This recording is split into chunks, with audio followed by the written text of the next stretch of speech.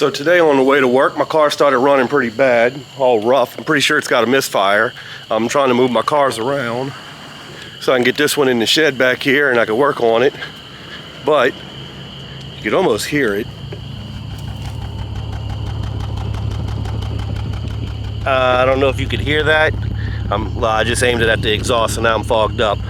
But it's got like a definite pop, like a misfire. Let's get in the car. Wipe that off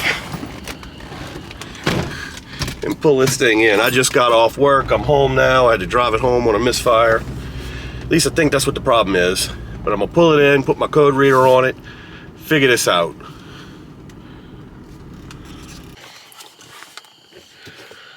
Had to go get the code reader. Had it in the trunk of my other car. For whatever reason, I don't have one in this car at the moment. But I'm gonna plug this in, and my service engine soon light is already on, and it's not blinking or anything, but it's been on for a bit because I believe I have an O2 problem. It's going to give me a code for a catalytic converter, but this car was underwater and it runs fine other than my misfire today. So it's going to get some catalytic converter codes, but I'm going to read this and see if I can figure out what cylinder's misfiring. So it's going to take a second, so let me read this first. Okay, that takes a little bit of time, but this scanner here is pretty thorough, so it takes a second.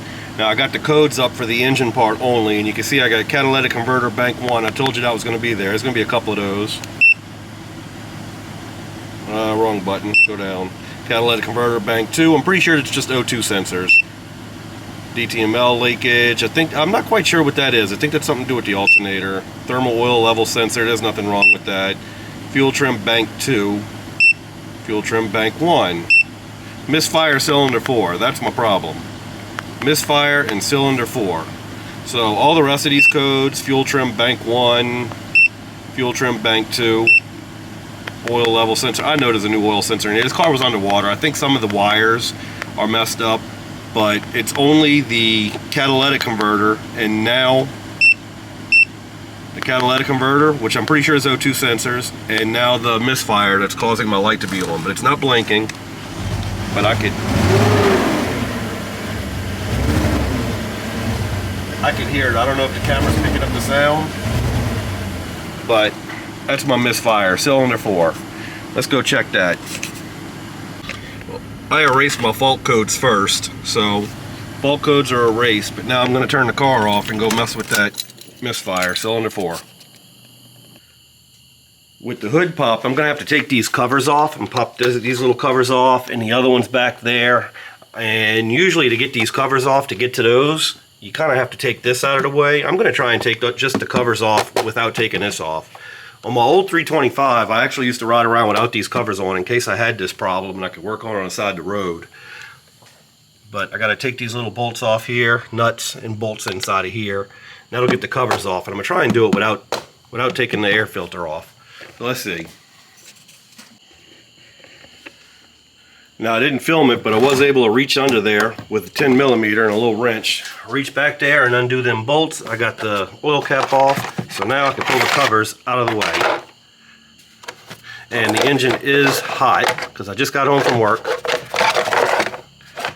Covers are off. Now getting them back on, getting my hands in there to get them back on would be a problem. I might ride around with them off for a little bit. But there's my ignition coils, and BMW pretty much puts them in order. So 1, 2, 3, 4. Pretty simple. Pull that up and I'll be able to unplug that just like that, and I could pull this out. It's really hot. I'm gonna get a glove on.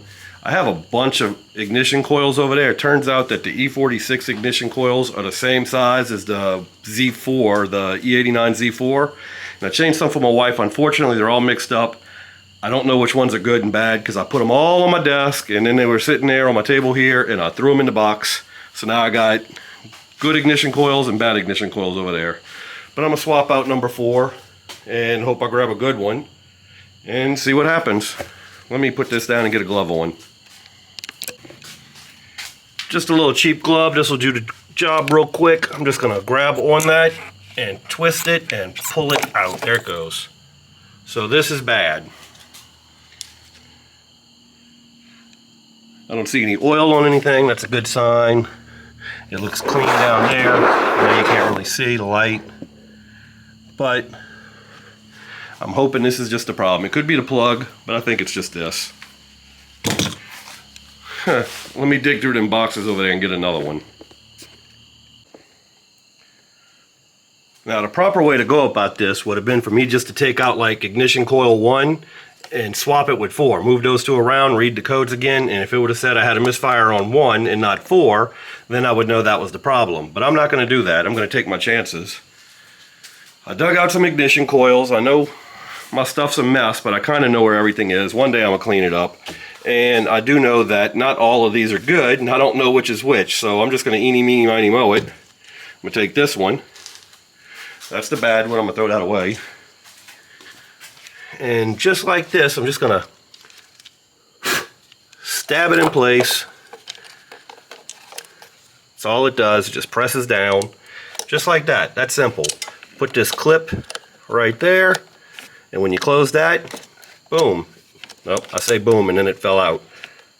Boom. Done. That is done. Now, I should know as soon as I start the car if that would fix the problem or not. But I'm going to read the codes. But realistically, I could tell because you could hear the car stuttering and stuff. So that's in there. And these keys. I'm still in my work clothes. Start this thing up.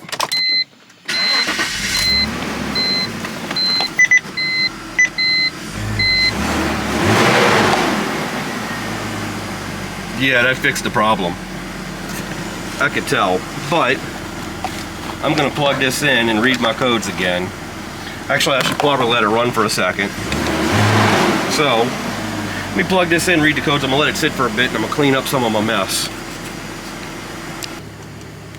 So I let the car run for a bit, and I read the codes. I got nothing at the moment, but if I let the car run, drive it to work for about 2 more days, the catalytic converter code is going to come back on. But what I'm going to do right now, turn the car off.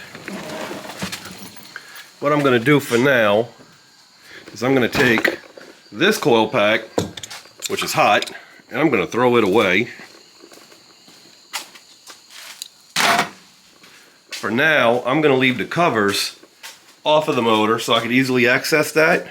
And I'm going to put these coil packs, even though some of them are bad, I'm going to put these in my trunk for now. And I'm going to leave my code reader in the car. And we'll see how it goes tomorrow. But that's how you fix that. It's a pretty easy fix. You could definitely tell when your car's misfiring. And I mean, there's all the coil packs right there. And I took the covers off without taking this off. Of course, to put it back, I doubt it'd be that easy to get it back on. So I'm going to leave them off for a moment. Got access to everything. That's it. Diagnosing a misfire, changing ignition coils. Very simple job. The only tools you need is to take the covers off. If I didn't have the covers on, no tools needed.